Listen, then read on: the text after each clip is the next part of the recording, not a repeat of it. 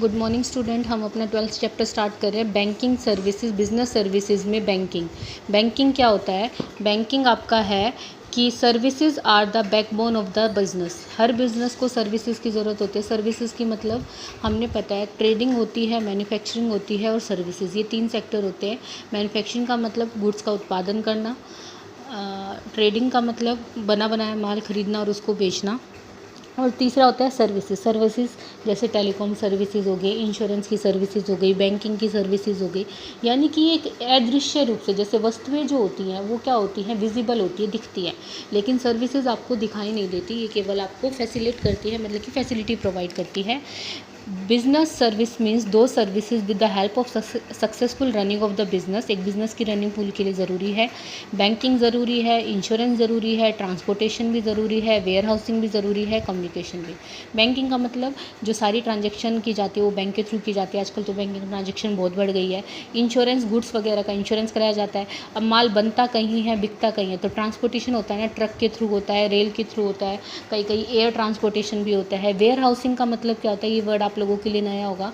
Where housing का मतलब होता है कि गुड्स का उत्पादन किया जाता है, लेकिन ज़रूरी नहीं है कि वो सारी की सारी एक साथ ही बिक जाए। उसको क्या करना पड़ता है? स्टोर करके रखना पड़ता है। जहाँ उसको स्टोर करके रखा जाता है उसको हम क्या कहते हैं? वेयर हाउस कहते हैं। और इस प्रोसेस को क्या कहा जाता है? Where housing. 16 का चैप्टर पूरा आपका वेयर हाउसिंग का है, तो हम उसमें वहाँ डिटेल में पढ़ेंगे कि वेयर हाउसिंग क्या है। कम्युनिकेशन का मतलब टेलीफोन पे बात करके, मोबाइल पे बात करके, ईमेल पे चैट करके, व्हाट्सएप पे, यानी कि एक दूसरे से कम्युनिकेट किया जाता है। तो ये सारी क्या होती हैं? आपकी सर्विसेज होती हैं। बिजनेस सर्विसेज का नेचर दे रखा है आपको, मैंने आपको कल रीड आउट करने के लिए भी दिया था, क्योंकि ये सिंपल है इसलिए मैंने सोचा कि आप पढ़ लेंगे। फर्स्ट है इंटेंजिबिलिटी। मैंने आपको बताया कि जो प्रोडक्ट होते हैं उनको आप क्या कर सकते हैं? आप फील कर सकते हैं, टच कर सकते हैं, जैसे कि बिल्डिंग हुआ, प्रीमिसेस हुआ। लेकिन सर्विसेज को आप क्या नहीं कर सकते? टच नहीं कर सकते। ये क्या की जाती है? जस्ट ओनली फील की जाती है। हम इसको देख या छू नहीं सकते।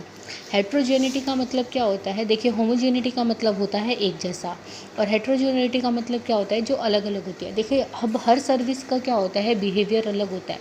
Like the behaviour of bank employee, it can be amiable towards the one customer and harsh towards the other.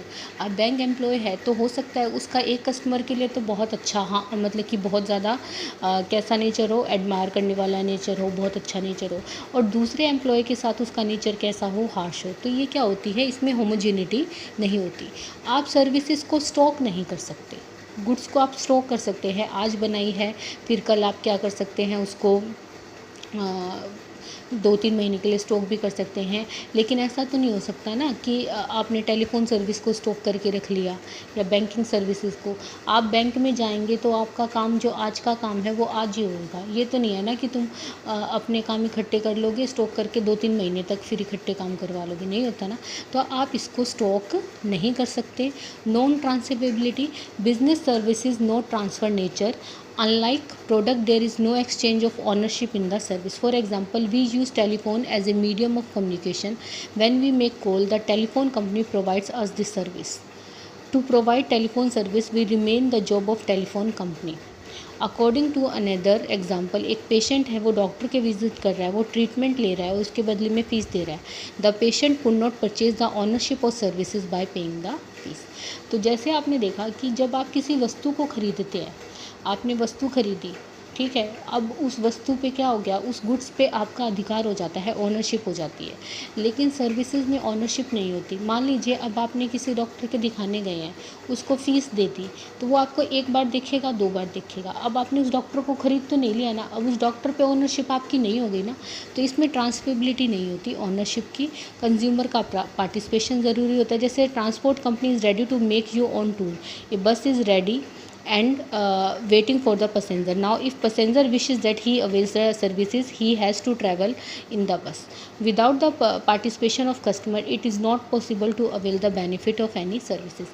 Consumer के पार्टिसिपेशन के बगैर ये सर्विसेज नहीं हो सकती। फॉर एग्जांपल, मान लीजिए कोई बस सर्विस है, अब बस तैयार खड़ी है, आप उसमें बैठना चाहेंगे तो ही आप उस सर्विस को लेंगे, वरना नहीं लेंगे ना। तो कंज्यूमर का पार्टिसिपेशन इसमें ज़रूरी है। सेमिनलिटी का मतलब क्या होता है? ये भी एक मेन फीचर है प्रोडक्शन और utilization good in hand. For example, we place the material in warehouse, vacant space is provided to us. the moment we keep the material in warehouse, from the same time the owner starts charging the rent. In this way, the moment of service was generated, then there is utilized.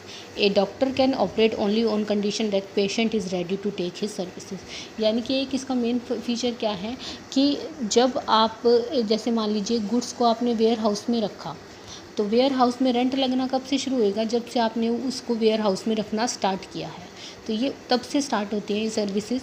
जैसे कि एक doctor है वो कब करेगा patient की operate करना कब करेगा, जब पेशेंट इसके लिए क्या होगा, रेडी होगा। ठीक है, तो आप इसमें से कोई भी 4 पॉइंट अच्छे से लर्न कर लीजिएगा।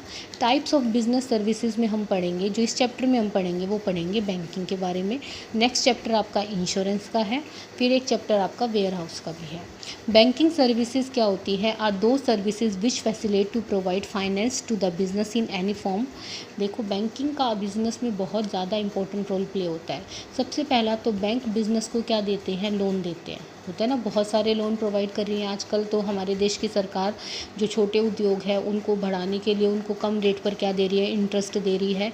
बैंक प्रोवाइड करते हैं डेली रूटीन एक्सपेंसेस के लिए, लिमिट वगैरह बनवाते हैं, ड्राफ्ट फैसिलिटी देते हैं, लोकर फैसिलिटी देते हैं, बैंक के डेबिट कार्ड होते हैं, क्रेडिट कार्ड होते हैं, चेक वगैरह की फैसिलिटी कौन प्रोवाइड करता है, बैंकिंग सर्विसेज प्रोवाइड करते हैं। इंश्योरेंस का मतलब क्या होता है, रिस्क को कवर करने के लिए बिजनेसमैन क्या करवाता है, अपनी गुड्स का या अपनी शॉप का इंश्योरेंस करवाता है। फॉर एग्जांपल मान लीजिए कोई अपनी दुकान का इंश्योरेंस करवा लेता है और उस दुकान में लग जाती है आग, तो अब क्योंकि उसने इंश्योरेंस करवा रखा था तो उस आग की भरपाई जो भी नुकसान होगा वो कौन पे करेगा, अब इंश्योरेंस कंपनी पे करेगी। तो ये इंश्योरेंस सर्विसेज भी होती है। ट्रांसपोर्टेशन का मतलब क्या होता है, एक स्थान से दूसरे स्थान पर गुड्स को ट्रांसपोर्ट करना, जैसे कि रॉ मटेरियल भी हो सकता है, फिनिश गुड्स भी हो सकती हैं, ह्यूमन रिसोर्सेज भी हो सकते हैं जो एक स्थान से दूसरे स्थान पर जाने। तो ट्रांसपोर्टेशन फैसिलिटी भी एक बहुत इंपॉर्टेंट रोल प्ले करती है बिज़नेस की डेवलपमेंट के लिए। Because through the medium of transportation, essential product, raw material, human resource are taken one place to another place. For example, there is a factory of particular product at one place, but the raw material is not available. वहाँ पर available नहीं है, तो उसके पास raw material कब पहुँचेगा, transportation के through. Where housing क्या होती है, इसकी मैंने आपको बताया कि आजकल के मॉडर्न एरा में वेयर हाउसिंग एक बहुत इंपॉर्टेंट रोल प्ले कर रहा है। वेयर हाउसिंग का मतलब क्या होता है, store the material in regular manner. The time to production और utilisation of product can vary, यानी कि जब आपने उसको बनाया है और जब आप उसको बेच रहे हैं वो टाइम अलग अलग होता है। तो ये टाइम अलग अलग होने के कारण जो उसको हमें संभाल कर रखना होता है वो किस में रखा जाता है, वेयर हाउसेज में रखा जाता है। इसका सबसे अच्छा एग्जांपल देखिए गेहूं का है। गेहूं की जो कटाई होती है वो एक पर्टिकुलर टाइम पीरियड में होती है, जैसे अप्रैल मई जून में हो गई, ठीक है। लेकिन गेहूं क्या होता है, पूरे साल यूज़ किया जाता है। तो उस गेहूं को बड़े बड़े वेयर हाउसेज में क्या करके रखा जाता है, स्टोर करके रखा जाता है ताकि वो ख़राब ना हो। कम्युनिकेशन भी एक इम्पॉर्टेंट रोल प्ले कर रहा है, किसके बीच में, पीपल के लिए, पीपल कॉमन ट्रीट अंडरस्टैंड किया जाता है। तो कम्युनिकेशन किसी भी थ्रू किया जा सकता है, मोबाइल से, टेलीफोन से, किसी के भी थ्रू कर सकते हैं। अब बैंक क्या है, अब हम इस चैप्टर के मेन पॉइंट पे आए हैं कि बैंक क्या होता है। In modern age, bank has become a foundation of economic development. The term bank is being since long time, but its inspection will be mysterious. According to one school thought, in olden days, the trader of Italy who performed the job of exchanging money were known as branchi. तो हम bank word को बहुत use करते हैं, लेकिन अभी भी ये नहीं पता कि बैंक वर्ड कहाँ से आया है। लेकिन इसमें बताया गया है कि बहुत पुराने समय में इटली के अंदर एक व्यापारी इटली के अंदर क्या होता था, मनी को एक्सचेंज करने का, जो लोग एक्सचेंज करने का प्रोसेस करते थे उनको क्या कहा जाता था, ब्रांची कहा जाता था। और उसी से किसका जन्म हुआ है, बैंक वर्ड का जन्म हुआ है। तो bank is an organization which accept deposit, lends money and perform the agency function.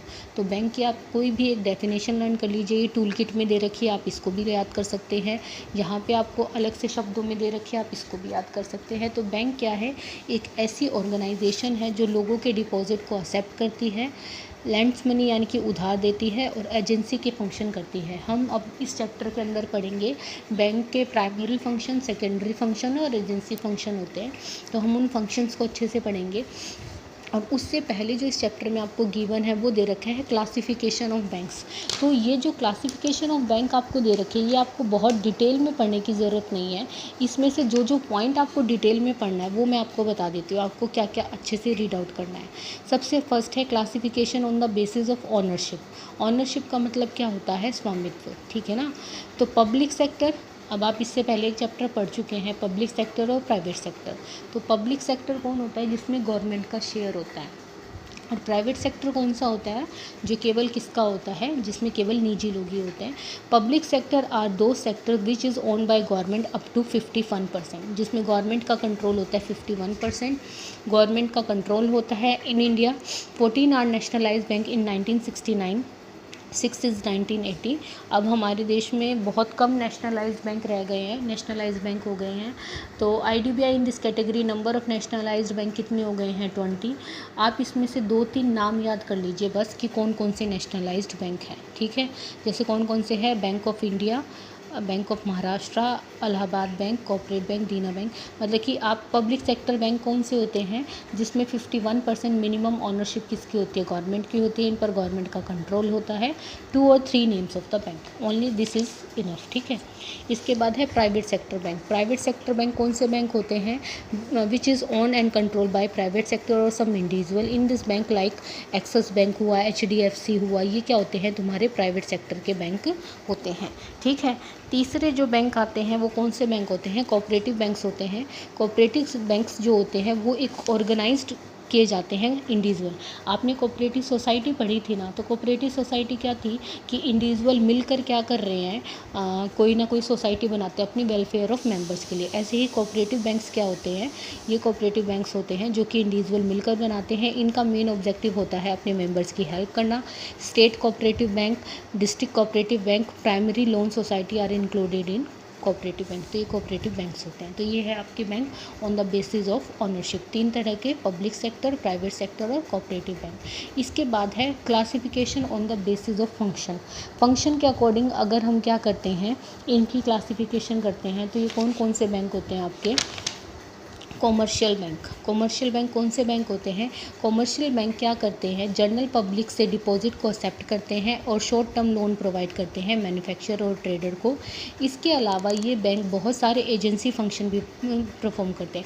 यानी कि जो एक कॉमन बैंक फंक्शन परफॉर्म करता है, जो हम डे टू डे लाइफ में अपने जो बैंक यूज़ करते हैं वो कौन से होते हैं? तुम्हारे कॉमर्शियल बैंक होते हैं। फिर कॉमर्शियल बैंक को भी क्या किया गया है? आगे क्लासीफाई किया गया है, ये कैटेगरी में डाला गया है 2 कैटेगरी के अंदर। फिर है इंडस्ट्रियल डेवलपमेंट बैंक, और उसके बाद है आपके agriculture bank, regional rural bank और बैंकिंग इंस्टीट्यूशन, ठीक है। तो आज हम केवल करेंगे इसकी फ़र्स्ट फॉर्म ही, कॉमर्शियल बैंक की 2 टाइप्स, ठीक है। उसके आगे के हम अपनी कल की वीडियो में करेंगे। तो कॉमर्शियल बैंक क्या होते हैं? जनरली वो बैंक होते हैं जो लोगों की डिपॉजिट को एक्सेप्ट करते हैं, शॉर्ट टर्म लोन दिया जाता है और ये कस्टमर के लिए बहुत सारे अलग अलग फंक्शंस भी करते हैं। ये 2 टाइप्स के होते हैं। Foreign commercial bank, those bank which are based some in foreign country but has branch in India, जो कि किसी फॉरेन कंपनी के हैं लेकिन उनकी इंडिया में भी ब्रांच है। तो आप बैंक ऑफ अमेरिका और बार्कलेज बैंक, ये 2 बैंक आप इसको याद कर सकते हैं, ठीक है। और इंडियन कमर्शियल बैंक कौन से बैंक होते हैं? बेस्ड इन इंडिया आज आल्सो, जो कि इंडिया के ही बैंक हैं, इंडिया पे ही बेस होते हैं, वो इंडियन कमर्शियल बैंक कहलाते हैं। और ये जो कमर्शियल बैंक है ये पब्लिक सेक्टर में भी है और प्राइवेट सेक्टर में भी है। पब्लिक सेक्टर में कौन कौन से हैं? Indian bank, state bank, UCO bank, ठीक है।